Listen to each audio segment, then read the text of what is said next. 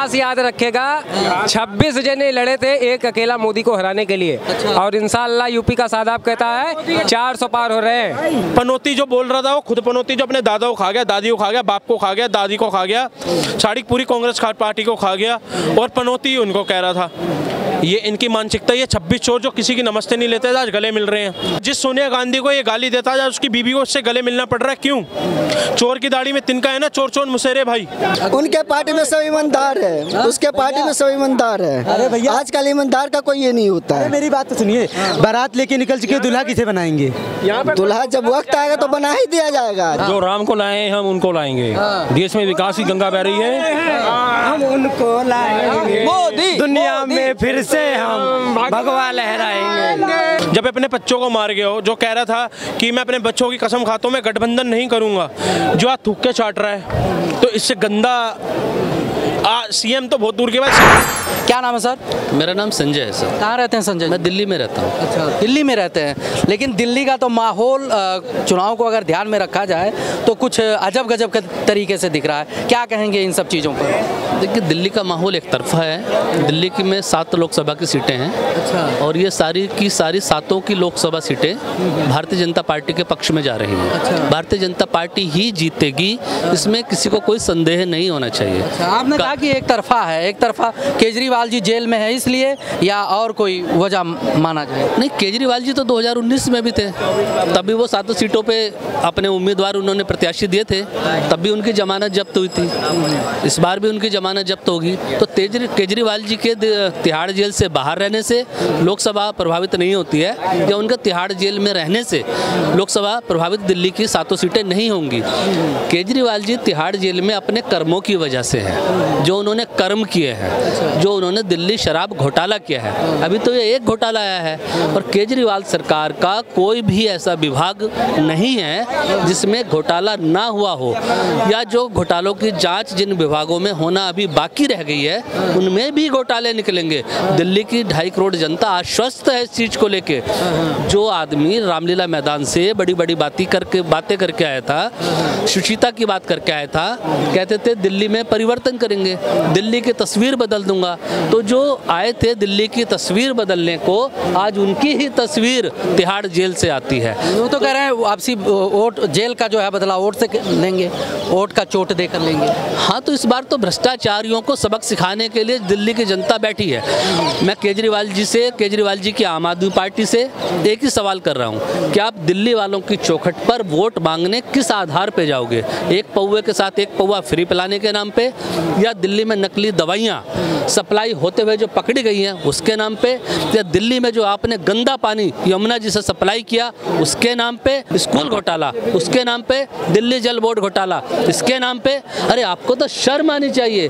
आपके एक मंत्री जो समाज कल्याण विभाग को देखते थे वो इस्तीफा देकर बैठ जाते हैं और कहते हैं कि ऐसी भ्रष्टाचारी पार्टी मैंने अपने जीवन में नहीं देखी। आरोप लगाते हैं ईडी ने छापा मारा था इसलिए इस्तीफा दे दिया। अभी कितने मंत्री इनके ऐसे हैं, कितने इनके विधायक ऐसे हैं जो सत्ता में हैं, तो किसी के घर पे ईडी गई नहीं है, लेकिन लोग इस्तीफा दे दे के अलग अलग जगह से यहाँ पे ज्वाइन कर रहे हैं। और आप खुद देखिए, मैं एक बात और कंप्लीट करना चाहता हूँ, दिल्ली वालों को, पूरे देश को इस बात का जानकारी होनी चाहिए कि ये जो अरविंद केजरीवाल जी हैं, जो दिल्ली के मुख्यमंत्री अभी बनकर बैठे हैं, इतने ढीठ बनकर बैठे हैं कि इतना इल्ज़ाम होने के बाद भी, जिसको कोर्ट का जज साहब कह दें कि तमाम प्रथम दृष्टिया हमने ये देखा है, सबूतों के आधार पर तुम आरोपी हो, तुम्हारे ऊपर दोष सिद्ध होना बाकी है, तुम्हें छोड़ा नहीं जाएगा। दिल्ली की रामलीला मैदान से जब ये चले वहाँ से, तब इन्होंने बहुत बड़े बड़े बैनर लगाए। अन्ना हजारे जी मंच पे बैठे थे, उस बैनर पे लगी थी गांधी जी की फोटो। ये कहते थे मैं गांधी का फॉलोवर हूँ, मैं गांधी को मानता हूँ। लेकिन देश की, दिल्ली की जनता उस समय इतनी इमोशनल थी कि वो गांधी का मतलब नहीं समझ पाई। गांधी का मतलब निकला राहुल गांधी, जिससे ये गठबंधन करके दिल्ली में बैठे हैं। ये गांधी का नहीं, जिन्ना का फॉलोवर है। मैं आपको बताता हूँ कैसे, सुनिए। खालिस्तान से पैसा ये खाता है, ठीक है। इनने पंजाब को इनने बर्बाद करा, दिल्ली को इनने बर्बाद करा। और दूसरी बात भाई, मैं तो कहता हूँ जो सबसे ज़्यादा प्यार अपने बच्चों से होता है। जब अपने बच्चों को मार गए हो, जो कह रहा था कि मैं अपने बच्चों की कसम खाता हूँ मैं गठबंधन नहीं करूँगा, जो आज थूक के चाट रहा है, तो इससे गंदा सीएम तो बहुत दूर के बाद से गंदा इंसान और कहाँ देखे। एक आप बात बताइए सर, जिससे ये कभी किसी की नमस्ते नहीं लेता था, जिस सोनिया गांधी को ये गाली देता था, उसकी बीबी को उससे गले मिलना पड़ रहा है, क्यों? चोर की दाढ़ी में तिनका है ना, चोर चोर मुसेरे भाई। वो तो कह रहे हैं कि बीजेपी के तानाशाही को खत्म करना है, इसलिए जो हमें हाथ मिलाना पड़ रहा है। बीजेपी भाई साहब, मैं बड़ी बात नहीं कह रहा, जिस दिन बीजेपी ने तानाशाही स्टार्ट कर दी ना, उस दिन ये घर से बाहर नहीं निकल पाएगा विपक्ष। उस दिन ये विपक्ष घर से बाहर नहीं निकल पाएगा। मोदी जी को पनौती ये कह देते हैं, मोदी जी को ये अनपढ़ ये कह देते हैं, मोदी जी को पागल ये कह देते हैं, मोदी जी को अनपढ़ प्रधानमंत्री ये कह देते हैं। ये कहाँ का है भाई तानाशाही? देखो मैं सारा बता देता हूँ। पनौती जो बोल रहा था वो खुद पनौती, जो अपने दादा को खा गया, दादी को खा गया, बाप को खा गया, दादी को खा गया, सारी पूरी कांग्रेस पार्टी को खा गया, और पनौती उनको कह रहा था। ये इनकी मानसिकता, ये 26 चोर जो किसी की नमस्ते नहीं लेते थे आज गले मिल रहे हैं, तो इनकी मानसिकता कहाँ तक चेंज करोगे? क्या नाम है? यूपी का सादाब। कहाँ रहते हैं? दिल्ली में ही रहता हूँ ऑब्वियसली। अच्छा, दिल्ली का क्या माहौल इस बार जो है लोकसभा चुनाव का? 7 लोकसभा सीटें हैं, भारतीय जनता पार्टी की झोली में जा रही है। परसों एक पत्रकार ने मेरे से पूछा कि उत्तर प्रदेश में 80 सीटें हैं, कितनी आएगी? उत्तर प्रदेश में 80 और दिल्ली से 87 सीट है, इस बार 400 पार करवा रही है। हाँ, पाएगा 400 पार। और लोगों से पूछ लेते हैं, क्या नाम है? मोहम्मद अली अब्बास। कहाँ रहते हैं अब्बास? यूपी से। क्या माहौल है इस बार आपके यहाँ का? हमारे यहाँ से कांग्रेस कांग्रेस आएगी। हाँ जी। इधर तो कह रहे हैं गठबंधन हुआ है ना अखिलेश यादव का। अच्छा, हाँ जी, इसलिए आएगी जी। अब लो गठबंधन हो गया अखिलेश यादव का। खास याद रखेगा, 26 जने लड़े थे एक अकेला मोदी को हराने के लिए। अच्छा। और इंशाल्लाह यूपी का सादाब कहता है 400 पार हो रहे हैं, 400 पार हो रहा है, 400।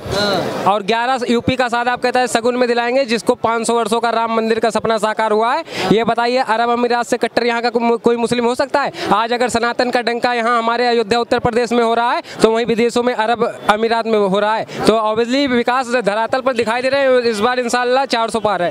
कैसे लाएंगे आप? आपकी कांग्रेस 400 पार आएगी, देख लेना, जाओ। कांग्रेस आएगी? हाँ। किसको प्रधानमंत्री फिर बनाएंगे? हैं? किसको बनाया जाएगा? अब वो लोग डिसाइड करेंगे, वो डिसाइड कर लेंगे। वो तो सीना ठोक के कह रहे हैं। आपके बगल में आपके भाईजान कहा के कि मोदी जी आ रहे हैं 400 पार प्रधानमंत्री। बात बता दिए, मोदी जी को डर लग रहा है केजरीवाल से, उसको जेल में क्यों डलवा दिया? जब कांग्रेस पार्टी से जो डरी नहीं, तो आम आदमी छोटी पार्टी से डरेगी, चीटी से डरेगी? मोदी तो 2600 का हराने वाला खेल है। अब मोदी जी के टक्कर में तो कोई है नहीं, 400 पार है। पूछे तो नहीं है भाई तुम्हारे? पूछे है, हम तो राजपूत हैं। जिस हिसाब से अपना पहले सोच लो कि राहुल गांधी की सोच लो, राहुल भाई सोच लो, मोदी का हराने वाला तो कोई नहीं है। हम तो राजपूत हैं, हम मूछ रखते हैं, ठीक है, हमारा वो है। देखा हाँ। जो राम को लाए हम उनको लाएंगे। देश में विकास की गंगा बह रही है, हम उनको लाएंगे। मोदी दुनिया में फिर से हम भगवा लहराएंगे। पहले नहीं था भगवा, ये कह रहे हैं ना। वो कह रहे हैं पहले नहीं था भगवा। पहले नहीं था भगवा। नहीं, अब बताओ। पहले नहीं था। इतनी बड़ी मुँह चुनाए ना। राम मंदिर नहीं बना था। योगी जी हमारे आए, योगी जी आए, कल्याण सरकार ने जब बाबरी ध्वस्त कराया था, उस समय पूछो केंद्र में कौन था? इनसे एक चीज पूछ लो, ये नहीं बता सकते, हम तो बता देंगे। बिपिन नरसिम्हा राव थे, कांग्रेस थे ना, बात सही है ना? तो सही। उस समय जब बाबरी ध्वस्त हुई, जब कल्याण सरकार ने बोला राम मंदिर बनवाना है, इस्तीफा ये बोला, 5 राज्य में बीजेपी की सरकार थी कि नहीं थी? आप बता दीजिए। 4 राज्य में थी ना? तो कल्याण सरकार ने बोला था इस्तीफा देते कि एक दिन ऐसी सरकार आएगी कि राम मंदिर में बन जाएगा, और केंद्र में एक ऐसी सरकार आएगी जो 400 पार भी कर देगी। अब चलो, मंदिर का मैटर था वो सॉल्व हुआ, भगवान मंदिर बना, ठीक है, लेकिन युवाओं के पास काम नहीं है। कांग्रेस का सीधा सा मुद्दा है, सीधा से वो 1 लाख तो रुपए बता रहे हैं ना, नहीं है, वो 1 लाख रुपए दे रहे हैं ना, 1 लाख रुपए वो महिलाओं को दे रहे हैं, युवाओं को कह रहे हैं बीजेपी के शासन में जो है युवा बेरोजगारी से परेशान है। वही जीएसटी बढ़ा के घुमा पुमा के इधर उधर का पैसा छीन के वही दे देंगे। तो वो क्या दे रहे हैं? अपने तरफ से दे रहे हैं। जो टाइल लगवा रहे हैं सोने चांदी का, आलू दे रहे हैं वो। राहुल से ये भूल है, राहुल से ये कह दीजिए कि अब की बार इटली जाने की तैयारी कर लें 5 जून को। 400 का नेता को इटली भेजेंगे। अरे जब देखेंगे, अभी तो है कांग्रेस, अभी तो लड़ रही है भाई, बस लड़ रही है कांग्रेस, अभी तो लड़ रही है भाई, अभी तो लड़ रही है। कांग्रेस भी संघर्ष कर रहा, कह रहा है कि सबर का फल मीठा होता है। सबर कर रहा है वो, एक दिन आएगा, वो जरूर आएगा कांग्रेस। उनके पार्टी में ऐसा कौन है? कांग्रेस जरूर। उनकी पार्टी में ऐसा कौन है बताओ? कोई नेता उनके पार्टी में सब ईमानदार है, उसके पार्टी में सब ईमानदार है। अरे भैया, आजकल ईमानदार का कोई ये नहीं होता है। मेरी बात तो सुनिए, बारात लेके निकल चुके, दूल्हा किसे बनाएंगे? दूल्हा जब वक्त आएगा तो बना ही दिया जाएगा। जब वक्त आएगा तो बना ही दिया जाएगा। हाँ, एक मिनट राहुल गांधी बनेगा दूल्हा। राहुल गांधी जिंदाबाद, राहुल गांधी जिंदाबाद। खड़गे जी तो मना ही कर दिए ना, राष्ट्रीय अध्यक्ष हैं कांग्रेस के। जब ममता बनर्जी जी ने कहा था कि खड़गे उनको प्रधानमंत्री बनाया जाए तो वो तो डायरेक्ट। अब देखिए, उतना मुझे नहीं मालूम।